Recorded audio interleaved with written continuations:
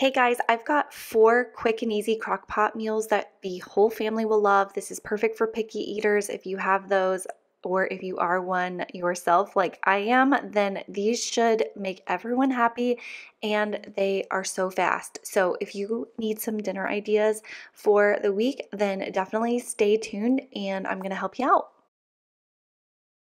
Okay, so first up, we're gonna do some broccoli cheddar soup. This is kind of a Panera Bread copycat recipe. I just saw it on like a Facebook reel. A friend actually sent it to me and she didn't really have a recipe, so I'm just gonna kind of go with it. So I'm first taking a bag of broccoli and I'm chopping that up. I don't like the stem of the broccoli or the stalk of the broccoli. I'm a big texture person, so feel free to dice these up as much as you want. If you like them chunky, leave them chunkier. If you like them minced up more, then definitely mince them up more. It's all personal preference. And also I had to slice the onion and it totally made me cry. So let me know your onion slicing hacks in the comments if you have any to prevent that, because it feels horrible.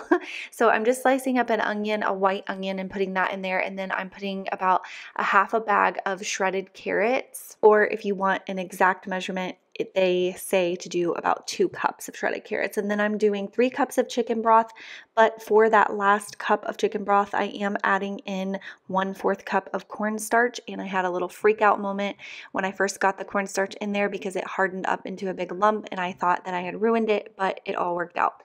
So you're gonna mix that together and pour that last cup in, and then you're just gonna mix all of those things together really good, get them mixed up, and go ahead and put your lid on. And then you are going to want to cook that on 4 hours on high or 6 hours on low, depending on what your day is looking like, how much time you've got. 4 hours on high, 6 hours on low. And then you're going to come back when you've got about an hour until you want to eat. And you're going to take a 16-ounce block of Velveeta cheese and you're going to just dice that up into small little cubes so that it will melt easier. And you're going to stick that in there with everything else, as well as you're going to add 1 cup of heavy cream in there. And then you're going to mix that together really well. I did forget that you are supposed to season with pepper and garlic in the beginning of the recipe. I did it in the end of the recipe and it worked out totally fine. So it is what it is. You can put them in the beginning, you can put them in the end. I don't think it made a difference. This was amazing. I brought some over to a friend and she said that it was amazing. My husband said it tasted exactly like Panera Bread. I have made this recipe before a little bit differently. Most recipes I have found call for sharp cheddar cheese and not Velveeta, and I'm telling you, the Velveeta makes it. I would not do the sharp cheddar cheese ever again. I would totally do the Velveeta cheese because it's amazing. So you're just going to put the lid back on once you've got that cheese in there and let that melt for at least 20 minutes. But I would say when you have about an hour until you want to eat, to go ahead and do that. And then you are ready to serve. This was amazing. It did make the house stink though. So if you want to try this one, I will write out the instructions in the description box so you can check that out, but it was super simple.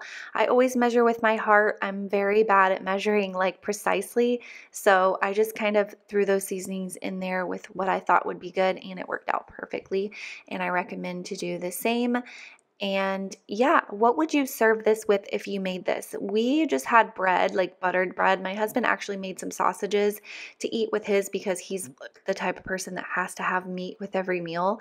But I just ate it with a slice of bread and it was so good. I forgot to film a clip of all of the ingredients that go in this one, but today we are making crockpot chicken and dumplings. This one is so easy and it's such comfort food, and it's also pretty healthy. So I'm going to sneak some vegetables in here. So if you've got little ones that don't like vegetables, maybe you can get them to eat them with this recipe. So I'm just going to salt and pepper my chicken. You can put as much chicken in there as you need to feed your family. 4 is usually plenty for my family of 5. I'm doing salt, pepper, and some garlic powder and some of these minced onions. If you have picky eaters, I love these minced onions. I love the flavor of onions, but I don't like the texture of them. So I tend to cut them up really large if I'm using them in a recipe, or I like to use these that come in the seasonings. So I'm going to put in a cup of, or a can rather, of chicken broth, and then a can of cream of chicken. I like the one that is cream of chicken with herbs. And then I went ahead and threw in another chicken broth. You don't have to do that. You can kind of eyeball it, but I went ahead and did 2 chicken broths, 1 can of cream of chicken, and then I'm just doing a bag of frozen vegetables, and I'm putting that on high for 4 hours because I was pressed for time this day, but you can definitely put this on low for like 8 hours, depending on if you're going to work that day or whatever you have going on that day. Kind of just think about getting that chicken cooked because that's the main point of the cooking time. So now that my chicken is cooked, I'm going in with 2 forks and just kind of shredding it up. You could take it out at this point and shred it with your mixer, but for this recipe specifically, I kind of like the chicken to be a little bit chunkier. So I'm just kind of breaking it up into larger or smaller chunks. And then now is the time when you've got about an hour left until you want to eat, that you are going to break out your can of biscuits. I always have the most trouble getting my biscuits open, but I get them, so that's all that matters. So you're going to take a can of biscuits. I've used like the butter tasting ones before. I think this is the home style ones. I don't think it really matters too much, but I'm going to just kind of flatten that down a little bit, and then I'm taking my pizza cutter and just slicing it into 4s, and that's my little dumplings right there. Super quick and easy.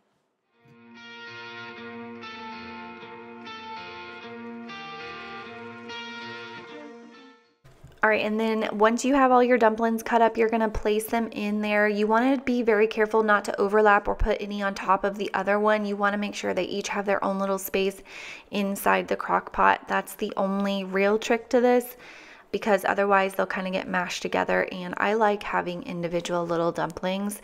So you're just going to stick those in there, stick the lid back on, cook it for 1 more hour, and then when that hour is up, you're just going to mix it all together. It's going to look like this, and it is so good. Let me know what you would serve this with. Some people have said rice would be really good. Again, this is all I had. We didn't have any sides, and it was perfect, and that's totally fine. But if you would want a side with it, what side would you choose to serve with your chicken and dumplings? Okay, now we're gonna do some Crockpot chili. I love this. This is my chili recipe. Now, this is controversial because some people say this is chili mac, but we call it chili. So the first thing you're gonna wanna do is brown your ground beef. Now, this would technically be a dump and go. If you get a leaner meat, you could stick it in there raw and just kind of chop it up, but I had 80-20, so I wanted to cook it up so I could drain the grease. So I've got my ground beef in there. I'm adding in a can of chili beans. We do mild. You can do whatever you prefer. And then this is our favorite tomato sauce because it's not chunky, so I'm just putting in 1 can of that tomato sauce, and then I'm doing a packet of chili seasoning. I like the Chilio brand. I also like, I believe it's the McCormick the McCormick brand. That works well. And then here recently I've discovered that putting chicken broth instead of water, which obviously waters it down, chicken broth is thebomb.com. It makes it taste so good. And when I make this on the pot, which is also super quick and easy to just put in the pot and make on the stove really fast if you want to whip up dinner, I love doing it with the chicken broth because it makes it more soupy. So really this is just preference. If you like your chili to be more soupy, add more chicken broth. I added about 3 cups. If you don't like it to be soupy, then add less, or you can even add none at all. That's totally fine. I did realize that when I made this in the crock pot, I did make a little mistake, so I'm going to point that out in case you don't want to make that mistake. So you see here, it has been on low. You can keep it on warm, honestly, because you're really not cooking it. You're just heating it up. I added in my noodles a little prematurely. I wish I would have waited about at the very most an hour before we ate, but I put it in a couple of hours before because we had a dentist appointment. And when I came back, it had soaked up all of that soupiness, and this is what it looked like. Now, it didn't affect the taste. It still tasted amazing, but I prefer mine to be a little bit soupier. So if you do too, then make sure you don't put those noodles in until the very last minute, or they will absorb all of that broth. But we serve ours with cheese and crackers. My husband likes to do peanut butter on his crackers. Let me know what you would serve with your chili.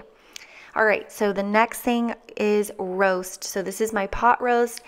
I grew up on this aside from one ingredient. Well, actually, aside from most of these. My mom made it a little different. I've kind of doctored it up over the years and made it the way we like it, but you're just going to get a roast. I prefer a rump roast. This is a chuck roast. It's a little bit fatty, but it is so good and tender.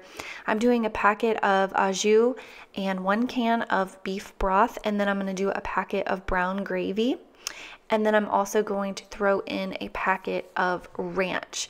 Now I have played with this over the years, and this is one of my favorite ways to make it. It just is so savory and delicious, and the house smells so good when this is cooking. But I do have a secret ingredient. This is something my father-in-law taught me, and I promise you, you will never have a more tender roast if you don't forget the secret ingredient, and that is Coke. You can also use Pepsi. He used Pepsi. I use either or. I have not noticed a difference, but there is one trick to making this recipe turn out, and that is you have to take a sip of the Coke or Pepsi while you're doing it. That is my favorite part of making this recipe, is I get to sip on the Coke while I'm doing it. So I took a break there for a second and took a sip, but I'm pouring that whole 20-ounce bottle in there. Or is that 16 ounces? I think that's 16 ounces. I'm pouring that whole bottle of Coke in there, and then I'm going to pour in about a half a bag of carrots. Again, this just depends on your family, if you have more people or less people, or you really love carrots, or maybe you don't like them that much.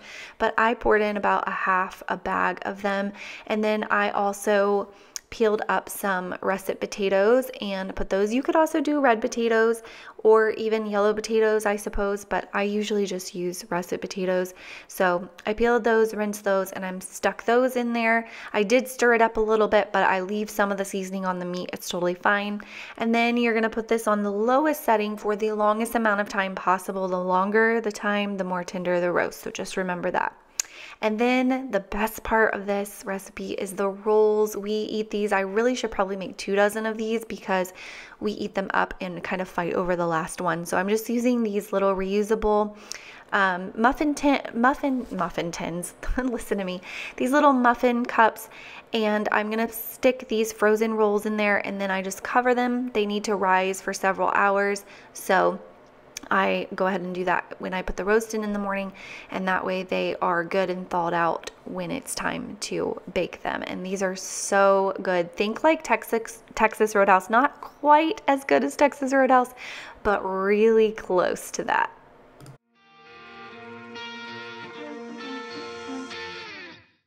So I like to cover them just so that nothing gets in them during the day, hair or bugs flying around or anything like that.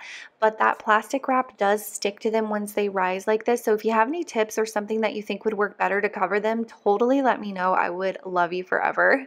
So this is about 8 hours later. It is so tender and so juicy and so savory.